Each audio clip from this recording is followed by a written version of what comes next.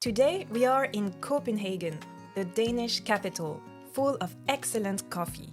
In this video, we will take you on a tour of some of the best coffee shops you can find, starting with probably one of the most famous and popular coffee shops and roasteries of the country, La Cabra.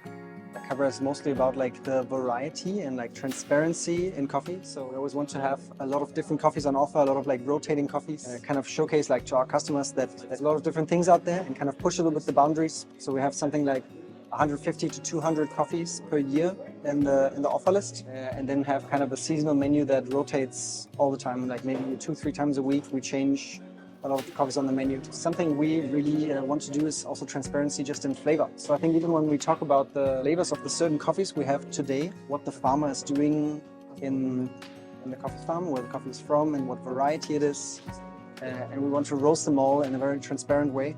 I think we focus a lot on the stories of where the coffee is coming from, who the farmers are. We do a mix of sometimes working with farmers for a long time, year after year after year, but we're also not shy to buy maybe only 1 or 2 years from someone if there's kind of certain special lots that we're interested in. La Cabra is also a place that reflects the Danish taste for design. Our design philosophy, we have a kind of a particular idea of how we want the customer experience to look like, the packaging we use, the uniforms that we wear. So you will for sure find tasty espressos, and if you love a good pour over, this is the perfect place for you, with its open brew bar, where your coffee is meticulously brewed in front of your eyes. It smells floral. Yeah, it smells like flowers. Wow. Oh, that's a natural. How can you test? Super sweet. Next is a very cool and more down-to-earth place called Hip Hop. Just trying to do the best we can with coffee in the most easy environment possible, man. So trying to be as inclusive as possible, but still serve something that's impressing people, I think. Whereas maybe the norm in Scandinavia is a little bit fancy, it's oh, let's do it really well. Let's just be ourselves, I don't like wearing aprons, so I don't want to wear an apron. We'll just serve good coffee. Try to be a little bit more down to earth, We just source and roast coffees that we think are tasting really nice.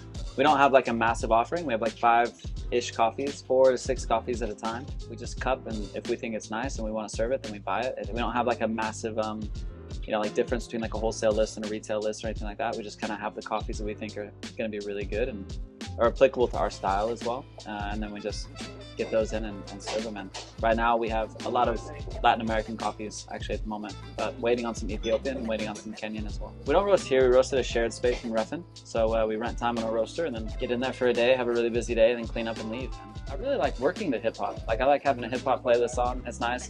But also hip hop is kind of inclusive, right? And everyone can kind of enjoy the music, but also just the vibe and the scene that it creates, right? I think we have dudes coming in suit and tie, and we have a playlist on, and they'll be like, "Is this Madlib?" And we're like, "Yeah, it is." But how do you know? It's kind of this thing where I think at one point or another, everyone kind of has dipped their toes in that kind of sense, but the vibe that it creates and the environment we come into is still it kind of creates that idea of just keeping it pretty low key and down to earth, and yeah, and I think that's nice. It's nice to have that vibe for people, right? Next is another very famous shop and roastery, April. April is probably one of the most beloved and well-known Scandinavian roasteries among coffee enthusiasts, where many skilled baristas have worked, and people come to visit from around the world. April focuses on direct trade with their partner farmers and serve very rare, exciting coffees. Today we have got a lot of different coffees. The regular filter and the espresso from the Colombian, the washed pink filter. Really good, juicy, red flute notes. You can choose both filter and the espresso.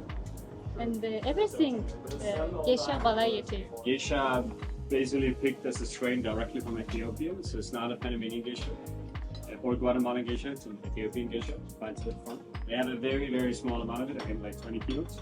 We have all of it, and they run it as a walk stem fermentation, which is basically just how they process coffee in Kenya.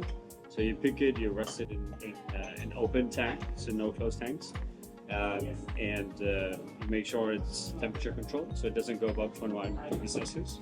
You depulp it, and then you push it into basically just standard kind of canals, just grate it, and then dry it. Yeah, that's very interesting. Tasting such rare coffees can be a bit pricey, but it certainly is a unique experience. If you're looking for a chill place with good coffee and many options at more affordable prices, you can check out Roasts. This shop specifically, it's been here for 6 years. The roastery has been for more than 8 years at our other location. Started off as like a one-man show. Our boss, he was the one like roasting, he was the one brewing at the bar, so it was just him in the basement and a small roaster. And I think even now it's still kind of us in a small basement with a small roaster, but like now there's a few coffee shops as well, and it's a small operation, so just 3 shops. We roast on a small 6 kilo roaster, I think it was. Small operation, but it's just the vibes. That's what we're here for, I think. We can make everything for the same price. It's the same price for all of our beans, even though obviously coffee varies in price from Ethiopia to the geishas, but we have everything the same price. All of our pour-overs are same price, even the geishas. If you want to try them, we can make anything as an espresso or as a pour-over. The whole point is for the customer, so you can try stuff out. Also, like sizes in terms of the milky drinks, the same price, like large, medium, small ones. So accessibility. If you visit, we have cool playlists. There's usually some Linkin Park playing if you'd like. It gets a bit noisier in a roastery, but it's a cool place to hang out. Another famous roastery in the city is Prolog. Roastery and cafe. Prolog is a popular place to hang out at the heart of the trendy meatpacking district. Prolog opened its doors in 2016. The place was originally intended to be a temporary location, but thanks to its success, the bar became permanent and one of the most popular places to drink coffee in Copenhagen. One of the owners is even a Danish barista champion. They roast their own beans in the light Scandinavian style, and their selection changes often with the seasons, meaning there's always something new and exciting to taste. It's especially great to sit outside on a sunny day and enjoy their tasty brews or a refreshing iced coffee. Last but not least is the renowned Coffee Collective. One of the first to offer specialty coffee in Copenhagen, the Coffee Collective started in 2007 with one small roastery. 17 years later, the Coffee Collective includes 8 coffee shops in Copenhagen and 1 in Aarhus. They have several champions of national and international coffee competitions on their team. The Coffee Collective is one of the pioneers of the Scandinavian style of coffee bar, with its distinctive light roasts. They have traded coffee directly from farmers since 2008 and regularly visit the farms they work with. The Coffee Collective is more than just coffee shops. It also has a coffee school, where you can learn about coffee, flavors and brewing with various courses and workshops. It's perfect for those who want to dive deeper into the world of coffee. Copenhagen is famous for its great coffee. But what is the coffee culture actually like? Very well known for having like one of the best, I think, coffee cultures in like Western Europe or in Europe in general. I mean, I would say it's a lot of black coffee, a lot of filter coffee. And I think also like the kind of Nordic light roast is popular in all of Scandinavia and in Denmark. And people are also interested and willing to ask and pay a little bit of money for any type of food experience in Denmark. People go to restaurants in one supermarket. Where I'm from in Germany, people pay much less for when you charge, 6-7 euros for a cappuccino. You get some questioning looks, and the same in a supermarket or in a restaurant. I think people are happy to pay a premium price for a premium product, have a good experience. So there's a culture for fine dining here as well, and I think it translates to coffee as well. Everything is a little bit elevated, the quality, the sensory experience as well. There's a special attention paid to that. There's a little bit of everything for everyone. I think everyone's plowing their own field in a way, like they're all kind of doing their thing.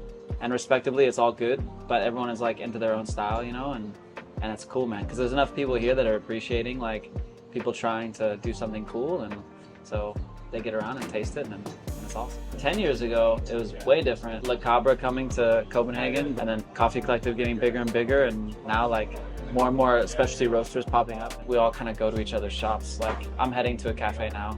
We all know that we're in like, the same team, trying to grow the specialty scene here. So I think it's pretty friendly, man. These were some of the best and most popular places in the city amongst coffee lovers. Of course, there are plenty more that we didn't have time to visit.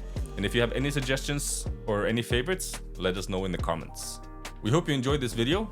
If you did, give us a thumbs up, click subscribe and ring the bell if you want to join us for more coffee adventures.